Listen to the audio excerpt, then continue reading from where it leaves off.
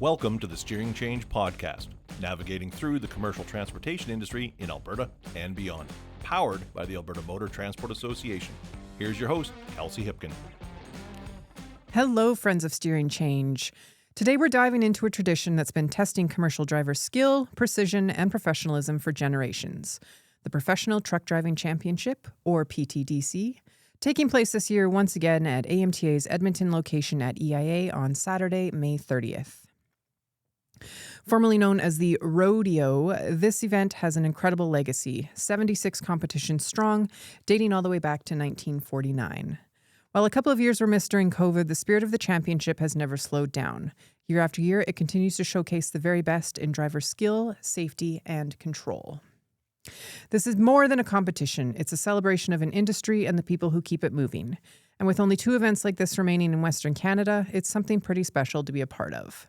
And speaking of, let's give a shout out to our friends at the Manitoba Trucking Association, who are also holding their event on May 30th, open to both Manitoba and Saskatchewan drivers.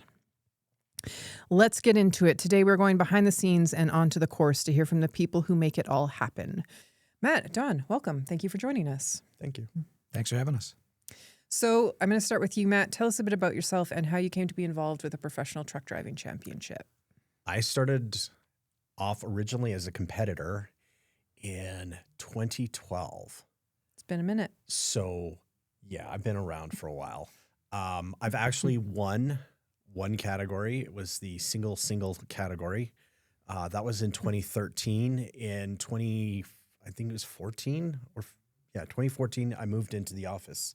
At the time, we weren't allowed to be part-time drivers and compete in the contest, and that's actually how I moved into the committee. The committee role that I'm in right now. So, awesome, thanks, Matt. And Don, same question. For me, Kelsey, I got into volunteering with the Professional Truck Driver Championships back in 2015, and been attending pretty much every year since then. So we have 2 tenured veterans here. I can speak for both of you. Thank you so much for your time throughout the years. Clearly, without you two, it's hard to get this event going, and the same with our other committee members for that matter. So everyone hugely important. I'm going to start with you for this one, Don, but it will be the same question for both. How would you describe the event to someone who has never seen or heard of it before? I would put it in play that it's a competition. So, it's a great way for an individual to showcase their knowledge of the trucking industry. They're required to do a written test, which will test, their knowledge of the rules of the road. They have to perform a pre-trip inspection. So that'll give a good idea of how they perform their duties when they're getting the truck ready to put it on the road and put it in motion. And then when they're out on the track, of course, we get to test their driving skills and how they operate the truck and how they can navigate it and maneuver it in tight spaces. It truly is quite an art to watch it happen from start to finish. And just from being there and watching everybody, it's quite the enjoyable time. Everybody seems to have a lot of fun doing it. Absolutely. And same question, Matt. I've never seen this event before. How would you sell it to me? it's a skills competition, but it's not hard. And I have to qualify that. It's not hard because it's stuff that if you're a full-time driver, or even me, a part-time driver, we do this day in and day out, or every day that we come into work. It's something that we just do, but the competition aspect of it puts a whole different spin on it. And it's a wild experience, and you can have every day the perfect day, and you show up on competition day, and it can either be the best experience of your life or the worst experience of your life. And it's which driver shows up that day. And everybody that shows up has an equal opportunity to win. Absolutely. And that's probably the coolest part. And that's how the track's set up, right? Same trucks for everybody, same course for everyone. I mean, it varies for the Super Bs, but you're competing against the same Super B drivers in the same Super B truck. So it's a level playing field. It's just like you said, it's like, how is your drive going to be that particular day? The only thing that changes is the driver. Mm-hmm. Everything else is the same. So I've been doing this for 9 years now. This will be my 9th PTDC. And just speaking from kind of an outsider perspective, a motoring public's perspective, I think it's important to note people don't get to see trucks doing these types of things up close, right? Usually we're passing them on the highway. We're seeing them maybe at a loading dock, depending on where we're driving in the city. I think that's just a huge important piece of this too, is that the motoring public sees just what it takes to maneuver these vehicles. And then that safety element comes into it as well. Yeah. Okay, so I'm going to stay with you, Matt. Most times people only see the event from start to finish. But as you both know, can you tell me a bit about what goes into preparing the track for this event? This event lives and dies with volunteers. It doesn't happen without an army of volunteers. And I think that's one of the funner parts for non-drivers. Mm-hmm. The people that I have met over the years, for the most part, it's the same core group of volunteers that we have year after year. I also want to add, it's also the same core group of drivers that we seem to have year after year. It's always really fun to watch the new drivers come in because they bond and they kind of gel with the seasoned veterans. And the same thing happens on the volunteer side. You have, the one person that's done this one station for 6 years, and he or she has a whole brand new team of people to kind of guide and lead. And it's just an amazing Saturday event. It's hard to explain unless you put that work in. We usually start the Friday morning before, and it takes us pretty much all day to put that track together. And we spring for lunch.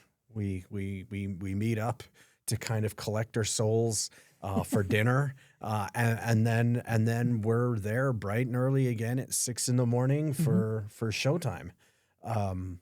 Registration starts at 7, and again, volunteers are running around, putting those final little pieces, getting everybody all accounted for, and then the show starts, and it's all down to the drivers that show up to compete for that day, and it's their time to shine. Absolutely. And a subtle nudge there from Matt to our listeners. If you were considering or on the fence about volunteering or driving, here's your chance. 2026 is your year. Don, anything from you to add on getting the track set up and ready to go? Yeah, as Matt said, there's a lot that goes on behind the scenes to make this whole event go off. But track setup, basically we're there usually Thursday night. We come up the night before so that we're there fresh for Friday.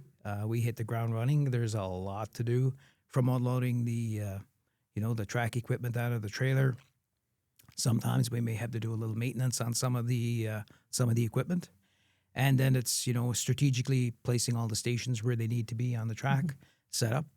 And, then we need to get the equipment in place, run the equipment through the track as we set it up, so everybody can rest assured that there has been a vehicle that has run through the track before the competitors actually get to it, so that we know that everything is measured and everything needs to be for the day of the competition.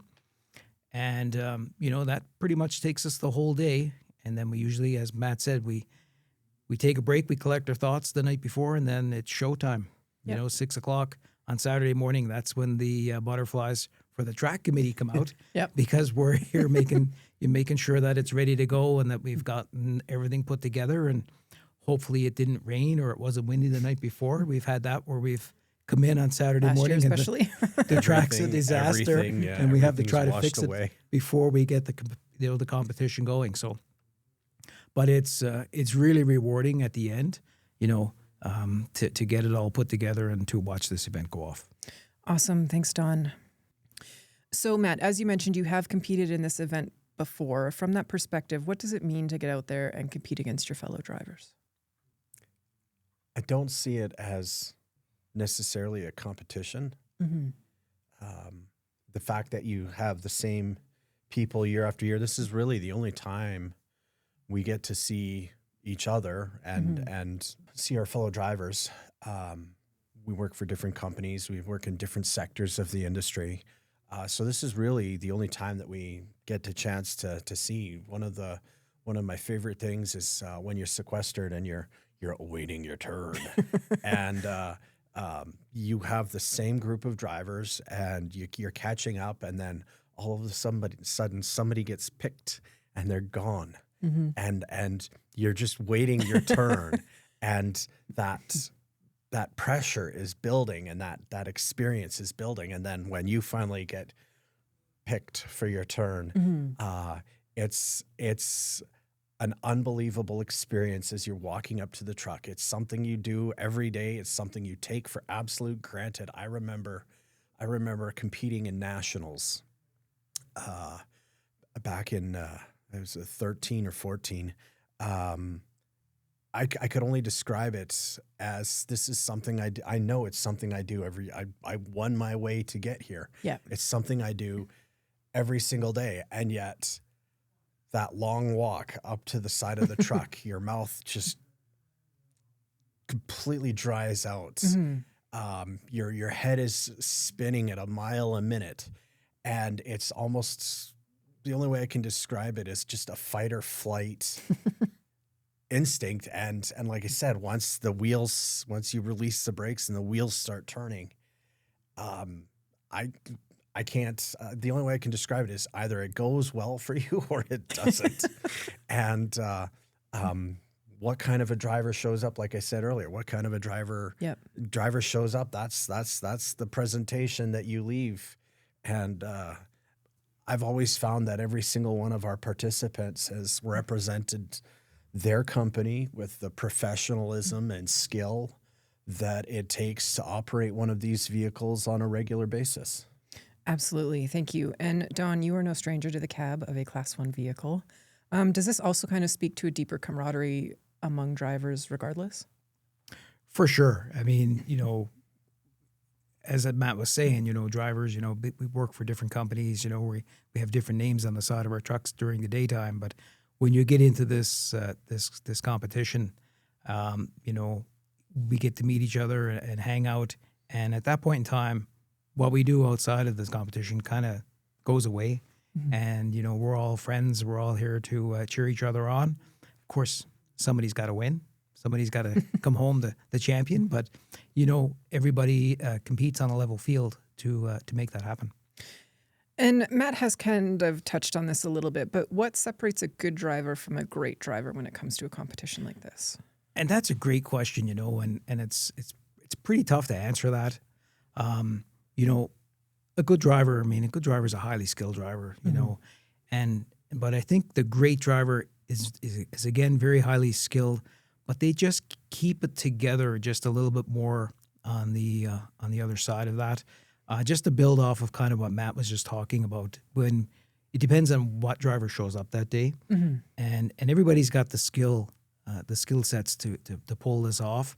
But just as Matt said, depending, if you come up and it's not quite your day, it's the great drivers that, can dig deep, keep themselves together and not get flustered or get frustrated, and they pull the best out of what they have. Absolutely. Because that could be, if you just come in there and you get your setup wrong for one of your maneuvers, that could go sideways in a real hurry. But if you can dig deep and get a little methodical and think your way through it, a lot of the times they can salvage something out of the maneuver and they carry on. So to me, that's what separates the good from the greats. Awesome. Thank you, Don. And kind of building on that, Matt, what can be the most challenging part of the course or the day, and what can drivers do to mentally prepare? Or can they? Messing up a station. Don was kind of alluding to it. If you mess up on a station, it's not the end of the world. There's still 8 other stations to do. You can scrub a station and okay, it's time to move on to the next one. And having that mental fortitude, to be able to just wipe away. You messed up at the alley dock. You messed up at the alley dock, just to be able to walk away and go on to the next one, and then the diminishing clearance, and then move on to the serpentine, and just to be able to forget that botched station at the alley dock. That is, I think that separates the good from the great. For sure. To be able to take Move that on. away and to move on, and okay, let's get on to the next one and salvage the run. That right there is that's the only way you can really prepare yourself, because everything is moving so fast. It's moving so quickly. Okay, this didn't work out, on to the next one. And to be able to forget about the last one and to prepare yourself mentally for the next one, that's, I mean, and it's easy for me to say that in this nice comfy chair. You have an audience around, and like I said, it's that fight or flight, and you're on the edge of panic. And to be able to keep yourself collected for that is just, it's the level of satisfaction when you know that you botched one of the stations, but you were able to overcome it and you place. I've seen it time after time that, the person that was in second place in the category, they got 0 points on one station because they just scrubbed it, but they were able to salvage their run and present something that gets them, second or third place. Like that's how you win, and that's how you represent your company. Awesome. And for our listeners, when a driver registers, you do get a driver's kit. It outlines all the different obstacles that you may be faced with on the track. But as you both mentioned, sometimes you just get a mental block and it's lost, right? So it is that overcoming. It is that fortitude that kind of can separate the drivers. One of the interesting things with this as well, Kelsey, is that this competition is done in different equipment than what these people drive every day. Yes, excellent point. So that brings it to a whole new level playing field, because the equipment is donated to the competition. So every driver that gets in these trucks, it's a different truck to them. So it really levels out the playing field. Awesome. Thank you, Don. And we've both touched on pieces of this, but Matt, I want to put your driving hat on. Run me through the day. You arrive to the course. What does the day look like? Breakfast. Most important meal of the day. Hey, you know what? As a driver, yeah, absolutely. It's there's coffee, there's some orange juice, there's a little bit of a breakfast treat. You go sign your registration form, you check in, and then you just kind of take it all in and you kind of sit back. We then go out onto the track and we explore the layout of the track. And in years past, I have demonstrated each of the maneuvers in the golf cart. And it kind of gives you a little bit of an idea of okay, so this is how you're approaching the right turn. This is where you get in and out of your truck for the first station there. And again, you're just kind of walking through and following me on the golf cart, and I'm kind of yelling because I haven't figured out the loudspeaker. You're listening to me kind of explain, and then I physically demonstrate each of the successive stations. So it kind of gives you a little bit of a heads up on this is how I'm going to approach it. You have an opportunity where we have drivers that will kind of pace things out and kind of scope things out so that they get an idea of where they want to have their wheels line up. And that's completely that's the whole point of the walkthrough, is to kind of get that physical lay of the land before you get into the vehicle. Once we complete the walkthrough, that's where we look at the sequestering. So depending on where your station is, you can probably relax a little bit. But if you're not in that first couple of categories, this gives you an opportunity to do your written test as well as the pre-trip. That kind of takes us up, depending on where you're competing and what your number is. That could take us up as far as lunch, and it just gives you a chance to hang around and see the people that you haven't seen in a year. And if you're brand new, you get to meet you get to meet some highly respected individuals within our industry. So that's part of the driver experience that I appreciate, and I have always appreciated. You knew who those drivers were that you could look up to. Even when I first started out, the team to beat was always Canadian Freightways. And they had just some of the most professional drivers that showed up year after year. Even when I came into the office and I got onto the committee, you knew those drivers, and you had that respect that they had earned throughout the course of their careers. So that association, that getting together and just appreciating the skills that we have developed and honed over the years, and I guess who can put that best foot forward to win the whole thing at the end of the day is the coolest part, because like I've said earlier, you can botch a station here. You can have, but if you can just keep it all together and you can get through to the very end, you have a very lovely dinner at the end of it. And that's where we can kind of have a chance to sit down, eat, enjoy the day, and reflect on the successes of our fellow drivers. Absolutely. It's kind of an opportunity for everyone to take that deep breath after what's been a pretty long day for most of those involved. My favorite part of that piece is a lot of the drivers' families come. So for them to be able to see their mom or their dad or their guardian, what they do on a daily basis, right? It's not exactly take your kid to work day when you're a commercial driver. So seeing those interactions with the families, the other carriers, the volunteers is really awesome. Thank you, Matt. And as you both know, we had our first lady winner ever of the Grand Champion Award last year.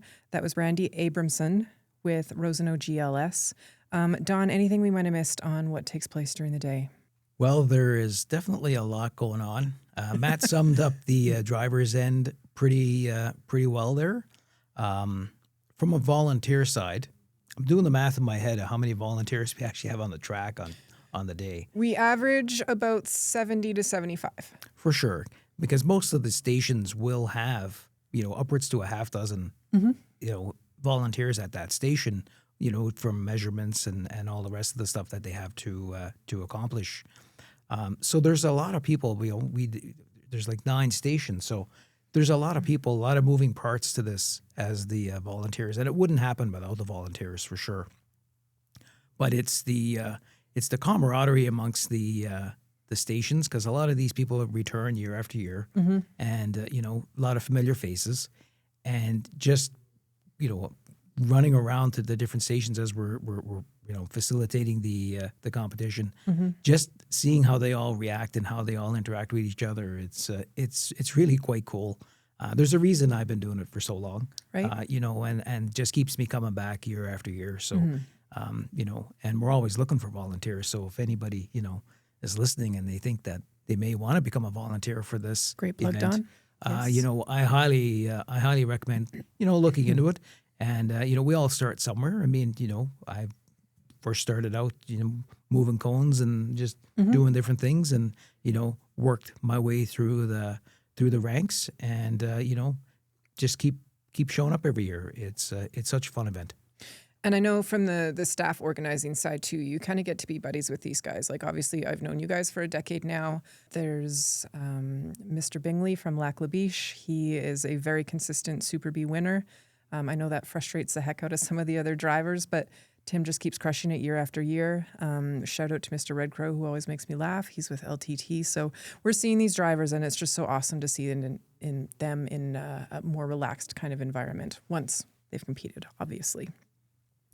Okay, for you both, I'll start with you, Matt. Where do you see this event going within the next 5 to 10 years? There's so many different options and opportunities that we could do with 5 to 10 years that it's really hard to say where it goes. I know we are kind of exploring this idea of introducing a tri-drive, whether that's a this year event or a next year event. We'll have to wait and see. But I could see this thing opening up to other parts of the transportation industry where we start Absolutely. entertaining other pieces of equipment. You just never know. Trucking is a truly diverse industry. Everything at some point moves by truck. So do we introduce a logging truck category? I mean, we're already kind of entertaining this cement truck. Yep. What other kind of equipment can we entertain? We've done Super B tankers. We've done regular B train pup trailers. Just the combinations and twists and permutations is endless. And I think that just kind of speaks to our industry and one of the strengths of our industries. So where it goes in 5 to 10 years, who knows? But it's going to be interesting to see. Absolutely. And anything from you, Don? Kelsey, I'm going to take this a little bit of a different direction. Bring here, the if thunder, that's my okay. friend. Where I will, kind of suggest some things to change. I like the event. I like the competition side of it, but I'm a believer that we need to attract new talent into the industry. We need to get younger talent into the industry, and we need to do that by showcasing not only the competition skills of it, but what does trucking actually do? And we kind of alluded to this earlier. We see these trucks going up and down the road, but we don't actually know what they do. We may see a livestock hauler. We know it's got some animals in there, but how does it work? How does it load? How does it unload? Same with fuel haulers. We see tankers. How does that work? So I believe there's room there to be able to, showcase certain pieces of equipment, and have, I'm going to go back to livestock, whether it's because kids like animals. Absolutely. Yep. So why not have a livestock hauler with some animals, and they can display how they load and unload, that type of stuff. And I think it needs to be more family oriented. We need to bring the moms, the dads, the kids together and showcase what this industry can offer the next generation of drivers, because that needs to be our focus. We need to focus on the next gen, and what better way to do that than an event like this? And I think there's room to make it a weekend event almost. Doesn't Absolutely. necessarily have to be just a one-day show. We could make it a whole weekend, and there's lots of activities that we could incorporate and make that together. I see bigger and brighter things for this event in the future. Wonderful. And I should touch on the spectator side as well. We do have a kids tent. We make sure that there's food, drinks, snacks all day for folks. So we do encourage people to come down. There's transportation to and back and forth from parking. So we do try to make it kind of an overall family event. If you were ever kind of thinking about, hey, is this for me? Absolutely. Bring the kids. We have coloring contests, all sorts of fun stuff. Okay. I'm going to stay with you, Don, and then I'm going to come back to you, Matt. What makes the truck driving community unique compared to other industries? That's a long question, Kelsey, for sure. As a former driver myself, I spent my fair share of time behind the wheel of a tractor trailer for sure, and it's unique in many ways. One, I don't like to call it a job because it's a lifestyle, and you have to be willing to put in the hours and put in the time. Some folks are fortunate enough to work in the city and have a day job, we'll call it, and be able to be home in the evenings. But for most of the long haul drivers, they're gone overnight, or they're gone for extended periods of time, and they don't see their families or their significant others, and that's tough. Most people who work Monday to Friday in an office don't quite understand that portion of trucking, but until you've lived it, it's trying on your family sometimes. So having an event like this and having this kind of inclusion for bringing your family around to show what a driver does every day is a great event, and I'm happy and proud to be a part of it. I think that's huge. Thank you, Don. And Matt, same question. Well, Don pretty much covered it. What makes this industry different than other industries is it takes a lot. Mm-hmm. It takes a lot. You know, you miss important dates, you miss important events. That's just the job, you know. If I'm going from Calgary to Los Angeles, that's 6 days. Yeah. Dispatch isn't trying to keep me out for 7 days. That's literally the job, to go down, deliver your freight, pick up your new freight, and come home. That's the commitment that a professional driver has to bring to the table in order to be able to do the job. That's just the way it is. So when you ask what's different, as Don said, you know, it's not an 8 to 5 thing. It's something where you're gone for a long time. The city guy that works from 6 till 3, that's not a normal gig. That's an outlier. And if you can find one of those, you're a lucky duck, because even in my driving experience, the best I can hope for is a 14-hour day running a set of turnpike doubles between Calgary and Edmonton.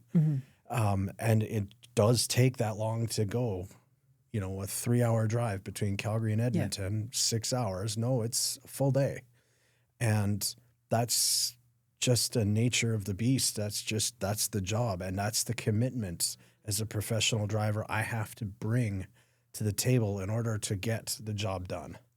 And so for an event like this, where we get to come around and celebrate the skills that we develop over the course of the years of our engagement in this industry, and this commitment that says, hey, I've been here, you know, 20 some odd years. This is what it cost. This is, and just to be able to turn around and to be able to celebrate that. I think that's what this event delivers. That's what this event brings to the table. Absolutely. And I mean, on the flip side, from myself as one of those 9-to-5ers and the motoring public in general, I think it's so important to recognize the work that you guys do, that your counterparts do, because you are the reason that we have clothes on the shelf for back to school. Strawberries, because my kids eat them like candy. So it's just so important that every little thing you can think of that we as consumers purchase or use in our day-to-day, that is because of a truck driver. So thank you to you guys. Before I get too mushy, I'm going to wind down to our final question.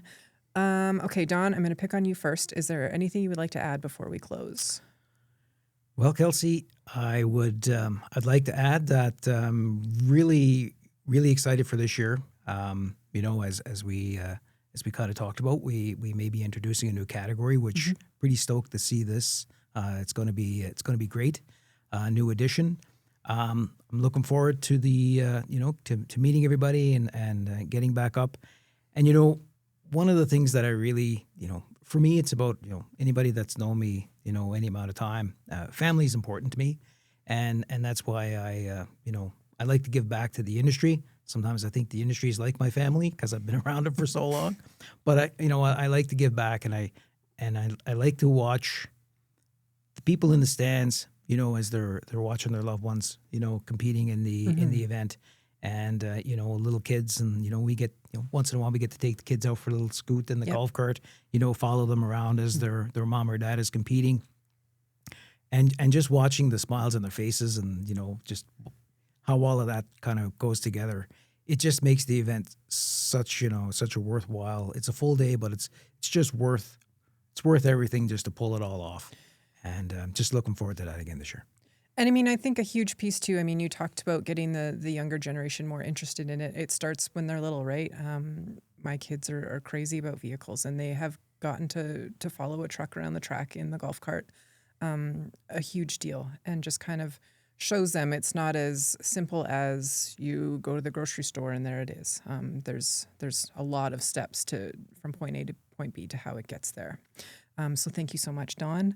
Matt, anything you'd like to add? Yeah, I just, from a volunteer's perspective, somebody that's been in the industry for as long as I have, I like Don's perspective where it's about giving back. Mm-hmm.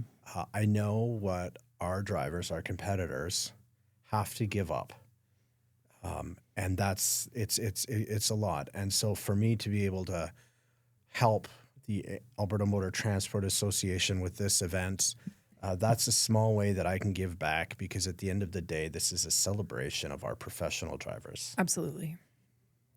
Wonderful. Thank you both so much. Thank you. Nailed it. Nailed it. Okay, friends, now we'll end with some AMTA news. As mentioned, AMTA's Professional Truck Driving Championship takes place May 30th at AMTA's Edmonton International Airport location. Registration for both drivers and volunteers is now open. Please visit the events tab on amta.ca or keep an eye on our socials for details. As well, AMTA's 88th annual conference takes place in less than 2 weeks, and today, April 10th, is the final opportunity to purchase one of our few remaining delegate or trade show only passes. Learn more at amtaconference.ca before it's too late. AMTA's 2026 safety summits have been announced, and this year we'll be heading out to Medicine Hat on May 14th and White Court on September 30th. Details on our website, and we will see you there. Do you have any questions or comments about the Steering Change episodes? Reach out on our Instagram at AMTA_CA or LinkedIn and Facebook at Alberta Motor Transport Association. Stay safe and see you next time. Thank you for listening to this episode of AMTA's Steering Change podcast. The views expressed by guests of the Steering Change podcast are their own and may not reflect the views of AMTA, its hosts, or sponsors. Did you have a question that you would like answered on an upcoming episode of the Steering Change podcast? We want to hear from you. To submit a question to the Steering Change mailbag, hit up our DMs on LinkedIn, Facebook, or Instagram with the hashtag Steering Change, and your question will be answered either live on the podcast or by one of our SMEs here at AMTA. We ask that you share this episode with those in your network that could benefit from what we discussed today, and make sure to subscribe to our podcast on your favorite podcast platform so you can be notified when future episodes are released. You can learn more about us and our mission by visiting www.amta.ca. Now get out there and have a safe day.